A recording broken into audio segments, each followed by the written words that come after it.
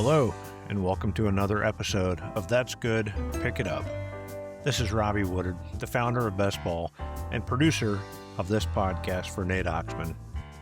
Today, we start a new 3-part series where Nate has sat down with John McLaughlin to talk about his book, 32 Years Behind the Scenes of the U.S. Open. It's a fascinating chat with these guys talk about golf and all things U.S. Open. You don't want to miss it. Today's part 1, and you'll want to come back in the following weeks for the second and third part.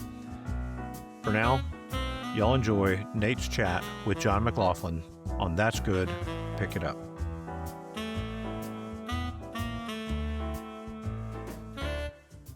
Can you start with where you grew up?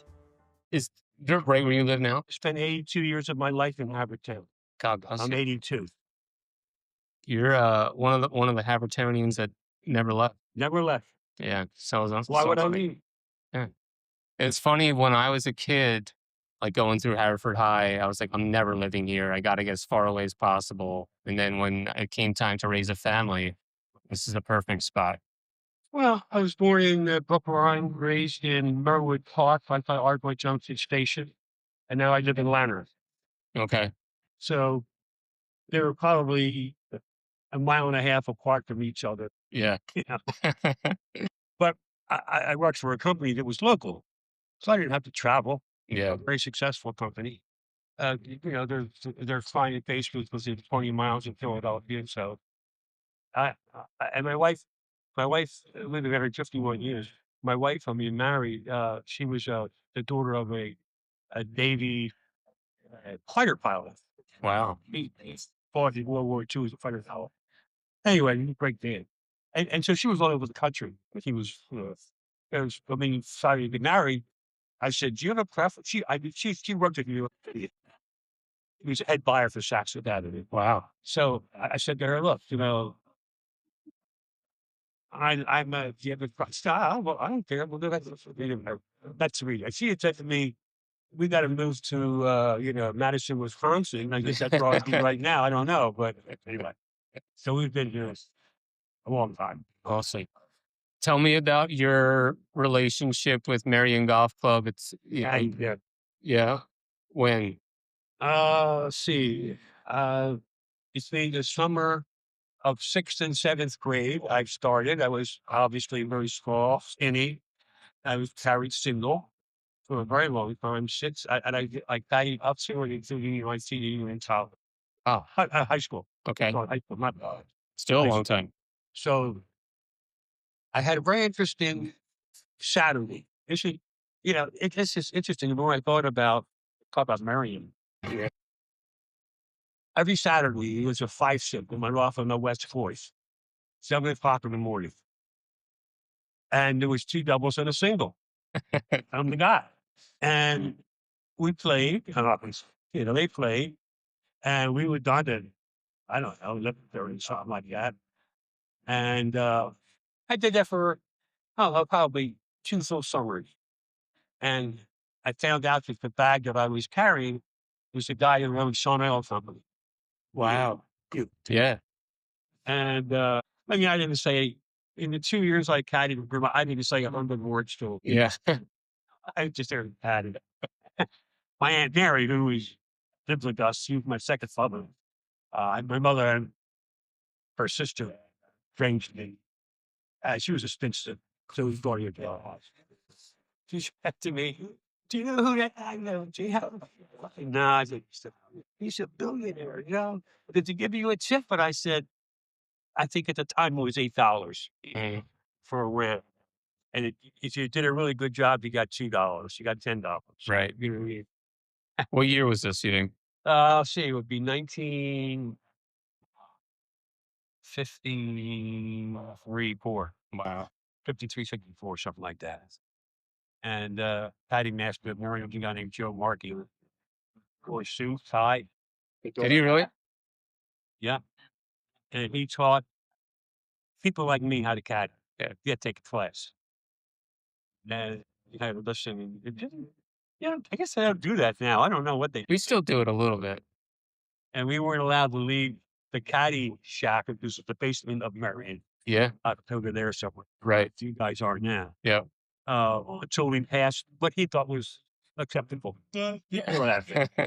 I mean, I was such great. Yeah. I always respected my elders, so whatever the hell he said, Right. I just thought it was true. Yep. So if I had to improve on this, or, so. But it was a relative choice. So I kind of there, all the years, and I kind of on these horse a lot. Pretty place. Yeah. Just get the feel. Get the feel. It's not playing. It's not top script. Right. Yep. And then the more I got more older, I got to be a pretty good player. I never had any lessons or I just play because you could play the West Coast. Mhm. I guess you can still do it. I don't Yeah. know. And when the time came to play the West Coast, I drove my bike from my home, which was an easy bike ride to the West Coast. Of course, I'd get there at 8. I wouldn't even go start. When I was just played, those like people I played by myself. I Yeah. played golf myself. Oh yeah. And I really played a lot of golf. As a youngster, as a I didn't play on a golf team or anything. I just played hit ball. City Line driving range was open, Mhm. and it just closed recently. You probably know. Yep. Last 3 or 4 years. But anyway, that was always available. Anyway, so I just gravitated to it. And golf, as a young adult, you can't ask your client if they want to go out and play soccer. Yeah.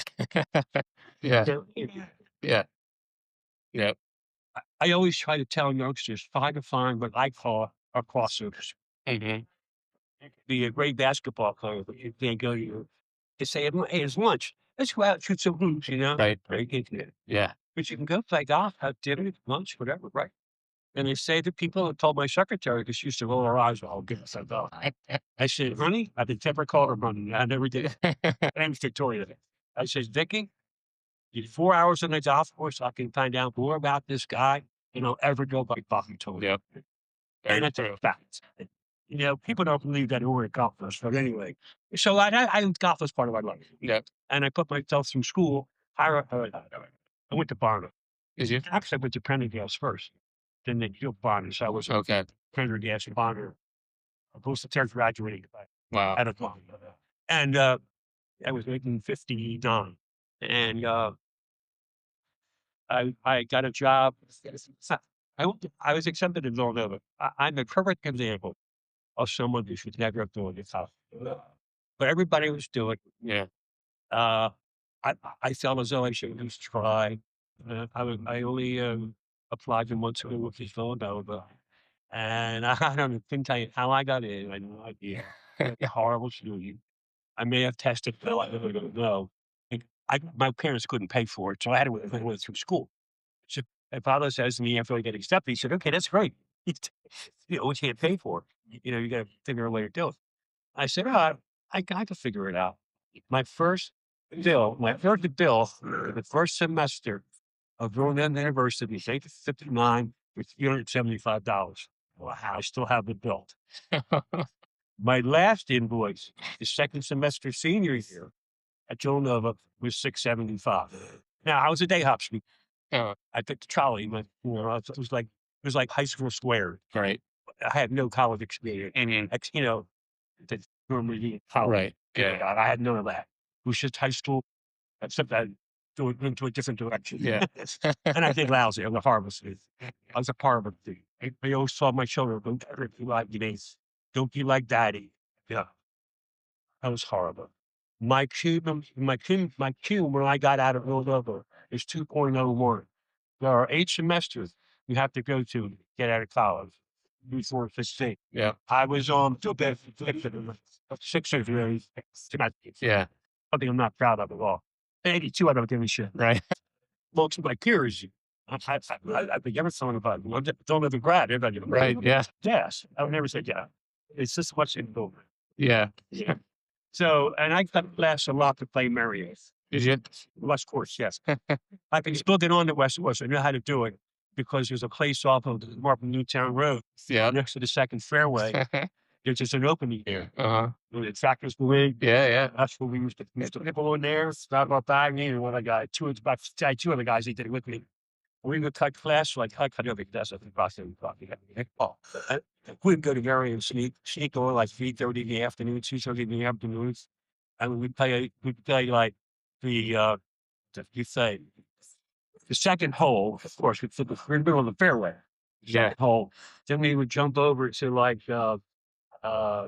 15, 16, 6, 7, 8, 8, 9, 16. You know, we Yeah. never went down anywhere to be with a club Right. effort. Now we got chased a lot, but we knew we were going to park. You think about it now. They would shoot you now. Yes. You know, back then it was shits and giggles. Now it's serious shit. Right? Yeah. Anyway, so I did that a lot. And golf was a very, very important part of my business life. I was a good player. People can meet them out of town. I'd play golf somewhere. I didn't belong to a club where you were. So people, my company belonged. Right. So these people belong. Nobody belongs to Murray. Rolling Green, Blanner, Edgemont, down there. Fowler, okay. Frankfurt Tarsdale. So all these pretty private clubs. Yeah. Private, not like Americans there. Not elite. Right. Not elite. I'd get to play. Yeah. You know, it was wonderful. Then and I've always been told this, and I don't know this when it's me. I've always been told I'm a very good person to play golf with. Good. People have said, yeah, you're a really good person to play golf with. I don't care if I shoot 150, I don't give a shit. Right. Okay, or 90, whatever it was. I used to be a 9 guy, which is pretty good. Yeah. But they always say, you know, you don't curse, but curse. But you don't throw Bob. You know, you're not miserable if you miss a quarter. Right. Yeah. You know, you don't offer advice when people don't ask. Yeah. You know, like So I said, yeah, I thought everybody did that. You know, if you see people like, oh my god. Yeah, that's a good So compliment. I took it as a compliment. And I For thought, sure. yeah, you know what? A lot of people have told me that, so I guess it's true. Yeah. I can't anymore because of a physical thing. I can't walk real well. I have terrible balance problems, which just developed a couple of years ago. But anyway, I'm on the board of Havertown, so I get to play the West Course Nice. with Marcus, Uh-huh. and so he's been really good guy. And so I played there as an adult. I heard of it. So, and I had a good run. Golf's been really good to me in a very, very small way. Mhm. This is a really big deal for golf, like from a playing standpoint and from a it's good meeting people. Yeah. What do you call that? You know, like my daughter went to Columbia University. My son went to Georgetown, Wow. and I said, it's both of them. It's never expensive. I'm sending you to meet people. Yeah. You know, what's it? Network. That's what There you go. I said, networking. I hate to say that to Yeah. you, but can I kind of, my kids, I'll get you smart. So actually, I had one of Hesley's talked to me a long time about the book. Networking for golf. Yeah. Really, really worked out. You know, yeah. And there's a cool story early on about how your dad used to walk with his dog and But sit on the second tee. Hogan, Obviously named for Ben Hogan. evidently. Yeah. Yeah. I mean, I didn't live with him at the time. I was married, you know, but yeah, he's a golf guy. That's how I did play golf with my father. A good day for my father.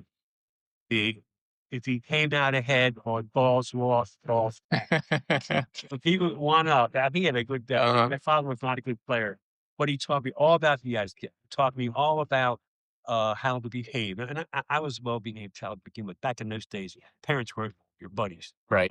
My parents and I weren't friends. Right. I love them both. Yeah. They're anymore. But they showed me how to be respectful. Yeah. And so those kind of things. You know, he taught me etiquette. He took me to the driving range, you know, and we did balls together. And then before Harvard High School was built, probably not built, of course, it was a field.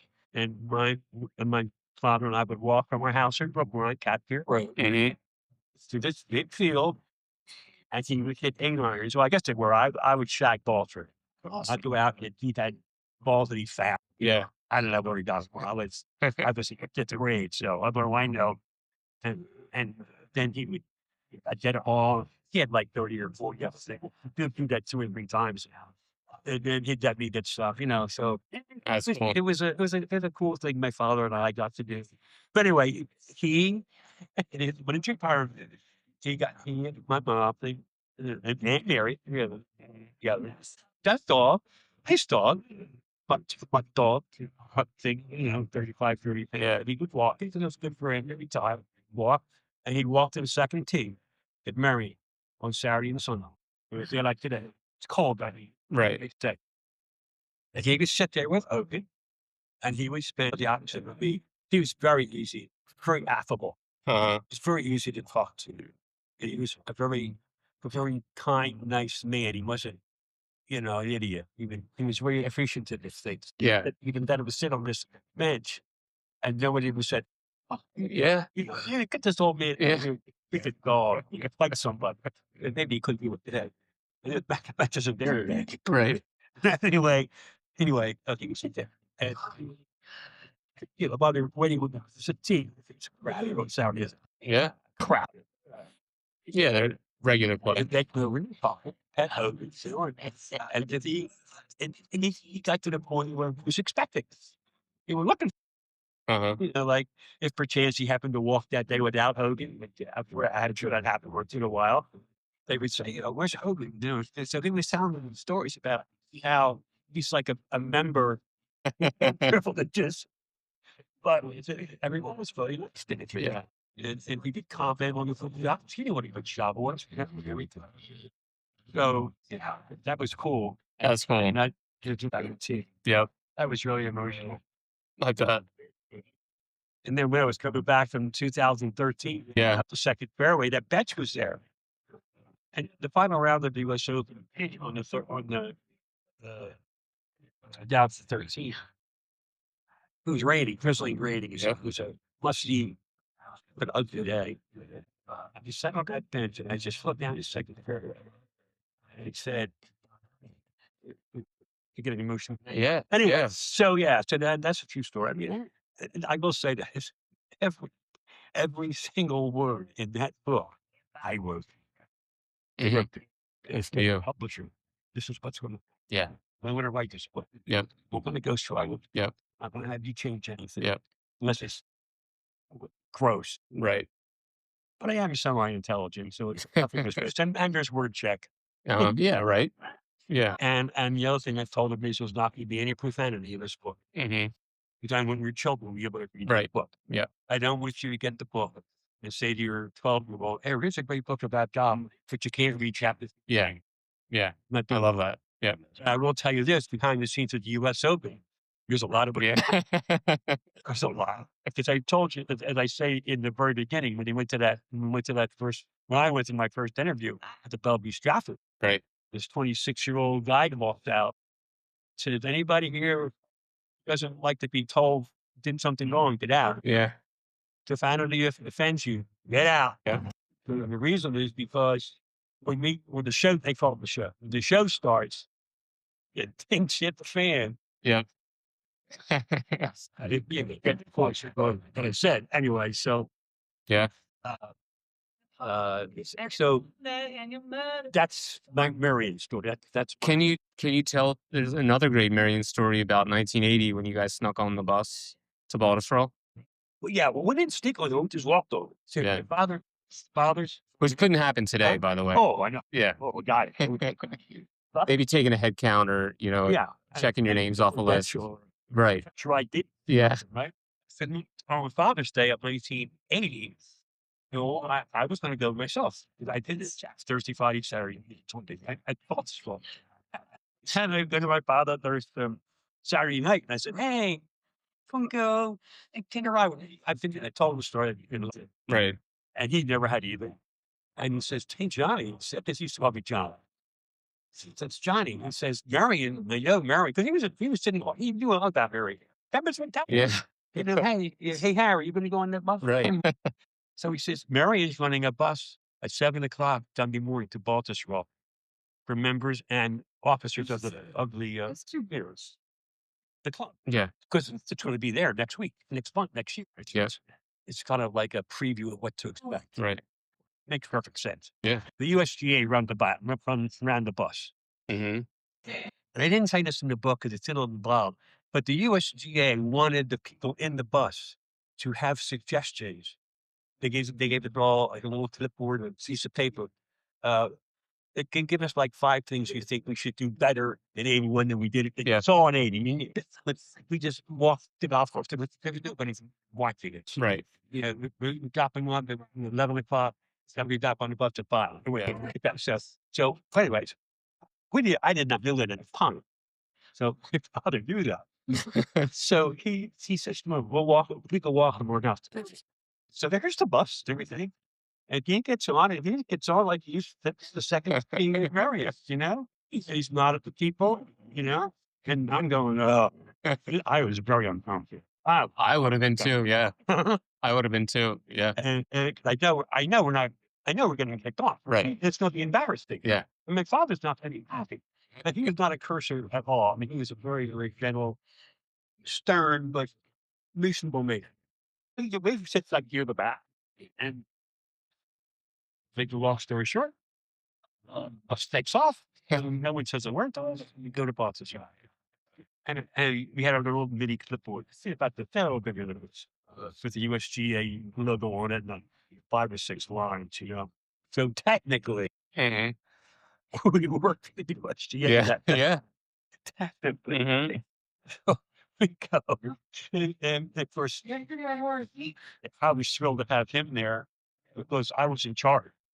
Right. I'd never been there. I've been there 4 days. Yep. I was a leader. Yeah. It's cool. I didn't do that very often. Uh-huh. I was still, you know, a relatively young guy. Well, I was 30. I was born at 42. So anyway, yeah. So he took my lead, and he was great about that.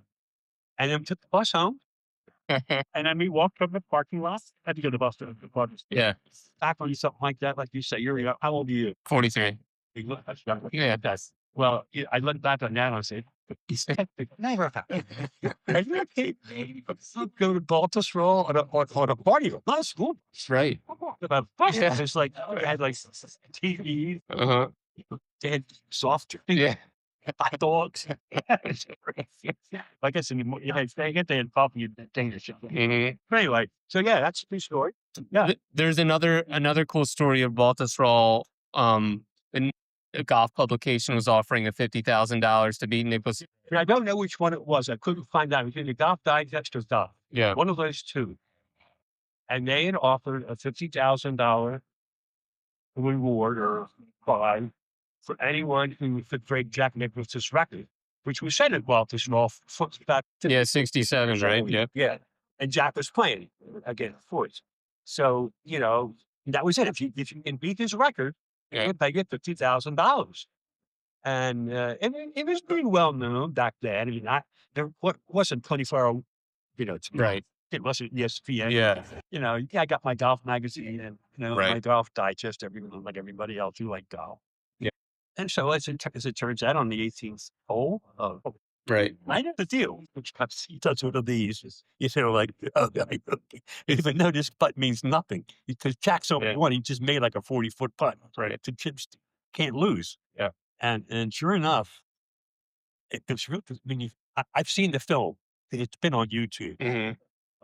The final round, not just that incident, but the whole US Open. He really takes his time on that putt. It's like not 2.5, like 4-foot putt. The putts are going to make 90% of the Right. time easily. And then when you're not in contention, who cares? Yeah. Backhand. You couldn't lose. Get like 4 putts from there and win. Right. So anyway, he does it. The magazine said, well, no, he didn't win. And then Jack says, we can tell you how to win. Yeah. He had a break. Yeah. And then I'm sure lawyers were involved and you know, all that stuff in the background. Yeah. Bottom line is they paid Aoki. Mm-hmm. And the last sentence in that paragraph is, good for you, Jack Nicklaus, Mr. Right. Nicklaus. Yeah. Because he could have just kept his mouth shut and gone home. Yeah. But no, he's not. He's a good guy. Yeah. Yeah. So you're pretty sure that Nicholas told Aoki, hey, Oh, there's no question. 50 grand. Oh, yeah. There's no question. Yeah. That he would have said somehow or other, he related to him. This is really important. Take your time. I'll tell you why after. Yeah. You know, something like that. Right. But this is really important. Yeah. Aseo, whatever his first name is. I think it was Aseo. And anyway, Oh, there's no question in my mind of that. Mhm. And if I ever see Jack's not going to be around that much longer, but Right. I hope he would remember that. But yeah, that happened, and that's been verified. I verified Yeah. that. Take me back to when you were sitting in that hotel room and they were weeding out all those people. Yes. It was you and another guy, Yeah, right? me and another guy. And you find out you're going to be not only part of the tournament, but in the 18th Yes. tower. Yeah. That must have been like mind blowing. Well, let me just go back a little bit. I said to Yeah. my father when I got the interview, and the interview, Go ahead. oh, no, you have to see the book. My credential. Yeah. My credential is, I got a letter, and it's here. Yeah, it's my first credential. Yeah. Okay. So that came in a letter, a manila envelope, inviting me to come to the city with the Bellevue Stratford in late May. Unbeknownst to me, my father wrote a letter. That's another whole story. I didn't know what he did. I got to it's like my father and I only live a mile apart, and we always saw each other. Right. So I drove to his house. I said, "Hey, Dad, I got this." He goes, "Oh yeah, I wrote a letter for you." Okay, so I go and I said to my father that it was like a Tuesday night. I started Monday night. And they go over to me and said, "Okay, listen. The letter said everyone's going to be hired, which it did. So everyone's going to be hired." And I said, "Well, there's going to be 5 really, really good jobs and 5 really, really lousy jobs and a lot of jobs in the middle. Right. I don't want the lousy jobs. I want to try to get one of the good jobs. But I really don't care. I just want to be at the U.S. Open. Yeah. That's cool. Okay. Really cool. And I said to myself, okay, I was working. I was a salesman. I was an outside salesman. We're doing my job, and the interview was at 7:00. And uh, that day I purposely did. I got a haircut, Yeah. had a brand new shirt, tie, had a 3-piece suit vest. I was really looking good. I really was. And I went from my last call, which happened to be downtown. I sold electrical product for a distributor. And anyway, so I go. I planned my last call to be at downtown Philadelphia on purpose, and go to the. I bought it. I bought a Wall Street Journal. I have never read it, but that's the only paper you could buy at the little stand. Yeah. When you're out. So I bought one. It's like $1, and I went to dinner at the Bellevue. I had a briefcase. Like you see, Right. Ozzy and Harry. Yeah. You know what I mean? Yeah. Okay. And alone. And about 7:20, I take the elevator up to the main ballroom, and there's a gigantic room, Jesus, and all these chairs, like theater style, Yeah. and a podium. And I started at that point, starting to have hearing problems, okay? And so I said, well, I am walking up this aisle, and I'm sitting in the first row in the first seat, and there was probably 15 or 20 other people in the room, all dressed like you. Yeah. Not that you're dressed poorly, but I'm like wearing a tuxedo, Yeah. sweatpants. Right. And boy, did I ever stick out. Okay? It became very obvious to me that I was way overdressed for this interview. And I sat in that first seat. I wanted to be. I wanted to hear, and I wanted to hear everything. And the other thing was, I sat there by myself. I must be like a nerdy guy. I sat there with my briefcase down here, Wall Street Journal, under my arm, probably on my lap. Yeah. And several people, I didn't finish any book. Several people walked up to me and said, "Excuse me, are you going to start pretty soon?" True story. And I thought of those things after the book was. Uh-huh. But anyway, so of course no, no, and I didn't want to turn around. I had no idea what's going on with me. I really didn't. I ended up turning around and going, "Holy shit! Look at these people." There was 300 people, 50 young girls, so almost all young guys, much like you, or younger than you. And 7:01, here comes Ben Harvey, 26-year-old, looks very much like you, slender, good looking, nice tan, lived in Hawaii. I didn't know at the time, lived in Hawaii. And he was the executive producer for NBC Sports Golf.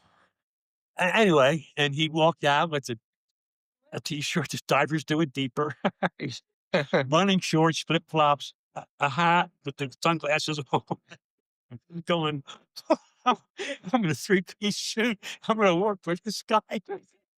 The more I think about that, I laugh. And I'm dressed like I'm going to the senior prom. Yeah. So he says, everybody's going to be hired. Who does not know anything about golf and doesn't want to know? Not good racing. Go over there. None of the whole line. They're just stick to you. Yeah. I told him about that. So then he says to the people who are left, and there's probably 150 of us. Half of them left that and did. He says, okay, I'm going to assign jobs to you based on your golf knowledge. And he said, if per chance I find that you have lied to me, I'm going to fire you immediately. So I say, okay, I'm cool. I'm good with that, right? So, things like, you saw the questions. Can you work all day? Can you work every day of the tournament? One of the questions I asked was, do you know golf etiquette? Everyone put their hand in. Everybody's put their hand in. And you just qualify yourself up putting your hand in. That's how you do it. I was in the Army 10 years. We did things like that in the Army too. We had to find out stuff. Okay, so okay, I'm cool. And I got my hand in here. Imagine me, the first row, first seat. He's there. And I'm like this. For a long time, I'm like this. Okay. And a question, do you know etiquette? Good question he did ask is, can you tell from 200 yards at the golf swing of Lee Trevino and Ben Crenshaw? Yeah. Right. Yeah. A lot of people did. I can see people putting their hand in. Never really turned around. Right. But I could feel, I'm not stupid. I could see his eyes going around. Right. And then he says, who's played Mary? Oh, no. No, not nobody didn't say about Cat. Who's played Mary? Oh, he didn't say so. I played there 3 or 4 times in business. I know a lot of you are going down on that. Yeah. And then he said, that was one next to the last question. And the last question was, who here is wearing ABC Sports? I go like this. I'm done. So he says, this is when I turned around. He said, this guy still has his hand in the air. He says, where'd you work? And so I turned around to see this guy's a young man like you. And he said, I worked at GGO, Greensboro Open, last fall for you, and just a check. He says, okay, put your hand down. He looks right at me. What's your name? Stand up. You stand up. He's going to slap me? What do you want to do? And he says, turn around. He says, I was so embarrassed, but I was so freaking happy. I couldn't believe it. He said, this is like this. This is John. He's going to be working in the 18th tower with Jim McKay and Dave Marr. He's the only person up there. Everybody got that? He's the only person up there. And he says to me, all right, sit down and talk to you after. I sit down. So I sit down and I am going inside. Yes. I got the number 1 job. It has to be the number 1 job, right? Yeah. I'm trying to be like, right. My chest is going. I'm like a kindergarten with a cupcake, So he assigns stuff. I was oblivious to what he was even talking about. Right. I was so happy about where I'm going to be, selfishly. So he did. When everybody left, he said, "Okay, look, you're going to get a special credential. You got the the button and Right. the button." He said, "But you're going to get a special credential for the tower." And he said, We'll tell you what you're going to do in 2 weeks when you go there. We'll meeting, which we did." And he said, okay, end of story. I said, okay. He didn't say, oh, you look great. You have a nice suit. He didn't say like that. Just, okay. So if you read the whole book, I met him again 40 years later. He told me Pretty crazy. why he remembered that too, which is interesting. Ben Harvey, yeah. So I go and then these are the pictures that I took from the 18th tower on this is the final putt with David Graham. That's amazing. Okay. And then in here is a picture of Aoki making the putt on 18. But I told Johnny Usella to tape it because he might make it. And he made it, right? And he made it. Yeah. Yeah, he made it for 40 foot. This is a great picture. Yeah. That's really. Let's open my camera. See, when I was going to the tower, I had a little satchel with me. Right. Not my business thing, but a little like duffel bag. Yes. And I have a credential. No one's even stopping me. Yeah. They think I'm important. First Right. of all, I dress well. Yeah. I dress better than most of those players did. Yeah. Even when I was even playing golf, I always dressed properly. My father taught me that. Yeah. If you're going to, go to a club and play, you're going to look good. You're not going to do this. Yeah. You're not going to wear Bermuda shorts without a belt. Right. You're going to keep your shirt tucked in. Yeah. And I had really good stuff because I played a lot of golf. So I dressed. Mm-hmm. Like when I walked around, people thought I was really important. Mm-hmm. Especially when you have NBC stuff all over you. Yeah. Carrying it, and in my satchel, I had lunch usually, which I didn't really need, but it had camera, a real good camera, a Rolex, not a Rolex, Canon AE1 camera with a telephoto lens on it. It was really cool. And I sat up there and I just took pictures. No, they didn't care. No one's even there to stop me. Yeah. And I was doing my job. I wasn't like bothering anybody with doing commercials and stuff like that, Awesome. I could stand up and take my pictures and, once again, probably couldn't do that today. I don't know. I didn't get a camera. Yeah. But, so that was the beginning of under tower. I was in the tower from 81, 82, 83, 84, 85, and 86. I was there for 6 years. It was in 87 at Olympics when they changed their coverage. Mm-hmm. ABC changed their coverage from static to mobile. And I tell the story about being flipped. Yeah. Okay. Yeah. Because it was they used to hire 300 people. Now they're going to hire 12. Mm-hmm. Well, I'm sure some dean counter thought of that. Yeah. Right? You were making a lot of money. Yeah. But if you're making $100 a day times 300 people times 4 days, Yeah. right? Yeah. So they decided, hey, let's try it this way. Instead of having people all around just staying where they are, let's have. So that's what happened. Well, that wraps up part 1 of Nate's chat with John McLaughlin on 32 years behind the scenes of the U.S. Open. I hope you've enjoyed it, and I hope you plan to come back next week for another edition of this chat. It's a 3-part series, so be sure to listen. You can find it at bestball.com or wherever you find your podcasts. For Nate, this is Robbie. Y'all been listening to another episode of That's Good, Pick It Up.